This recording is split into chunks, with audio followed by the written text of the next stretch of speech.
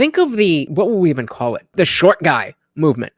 You are all laughing right now because it is silly. It's just something I have to get over. And it's not that big of a deal because I don't sit at home and cry about how short I am. I think this story, it's great story. Yeah, great. Lends itself to my point that it is social contagion and not a legitimate awakening or acceptance. And do you think so? It says, shocker, Gen Z's support for same-sex marriage falls precipitously. the schools have something to do with that? Yes, and media in general. So not only is Gen Z the most LGBTQ, they're actually the experiencing the greatest decline in support for same-sex marriage. All over the place. Now, certainly the people who are LGBT are not the same people who are saying they don't support same-sex marriage. It's hyperpolarization. And it is dominantly among males and females. Females are substantially more likely to identify as trans and non-binary. Males are substantially more likely to oppose same-sex marriage. Why these things are happening? Social indoctrination, social contagion. And I think this is what parents are upset about with the schools. They see the schools as a way to transition their kids at a very young age when they don't understand these concepts at a very young age. So I see the get them early, get them good problem as us being forced into a one-size-fits-all system where this culture war, name of the show, He said the thing he says on TV. will never stop if we force people into this one-size-fits-all system of people who just disagree about how they want to raise their kids. And I think you and I have agreed for a long time, and I think I've heard you recently agree that, something that you don't like is that people getting into other people's business, that you should just mind your own business. I wish America would be so much better if everybody would mind their damn business. And I think the country would be okay. But if you hear somebody getting murdered next door to you, is that a good society where generally people leave each other to do whatever they want?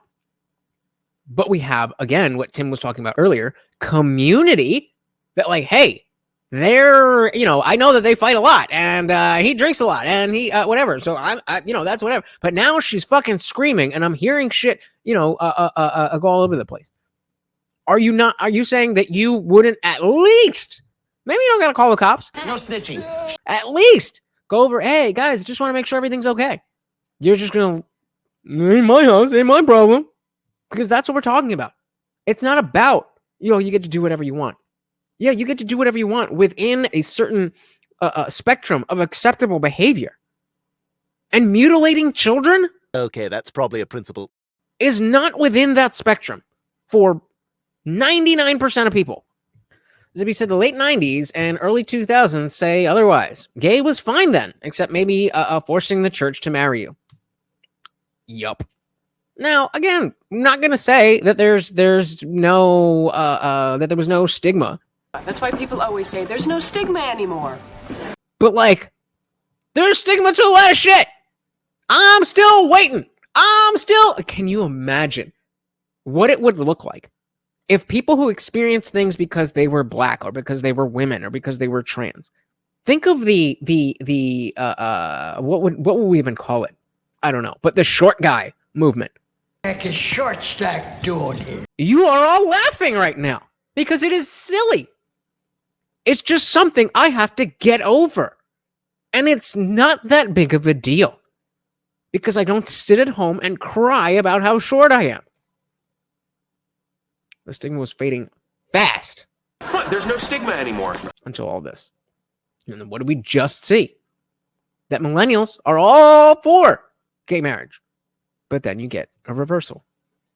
It's almost like you can track these things like I don't know. I was thinking, I feel like I was talking about something like, a trend. Yeah, truly oppressed. Truly. He's so great. That's the beauty of choice, though. That's the beauty of choice. You can send your kid to a school that is aligned with how you want to raise your kid. I can send my kid to a school that aligns with the way I would want to raise my kid. Or how can you argue against that? That's why I titled it. There is no good argument against school choice. Not really. I could homeschool or you could homeschool. And then we'd be able to choose instead of saying, no, you guys all live here. You got to go to this school. And then, whoever runs that school, they get veto power over all the parents and what they want. So like I brought up, like, what if you're in an area where it's a hyper Trump supporting school and they taught you that Trump was the divine right of king. And again, I need to point out just one more time that in order to demonstrate this point about how upset people are about their kids getting transed in school, that the analog is, well, what if the school was all about Trump? That's the two sides. You choose. Supporting school, and they taught you that Trump was the divine right of king. And if you're on the left, no you'd one probably no one would call it indoctrination if it happened on the right, though. They only except we would. The left would call it indoctrination, but it would matter. It would matter. Well, the left would see that as most of it doesn't matter what the left says. The left has no voice in American culture today. I mean, come on. America is doing what you just said. Like, I live in red America, so most of America is doing what you just said. They're not saying Trump is the divine king. They're getting goddamn close. There is, however, they're getting goddamn close. Come on, man. Hold on. Have you seen the Fox News commercial where it's like, teach your kids about why Trump is great? Thanks so much for watching, guys. If you enjoyed that clip, check out the full live stream link in the bio and catch me live every Monday, Wednesday, Friday, 8 p.m. Eastern. See you there.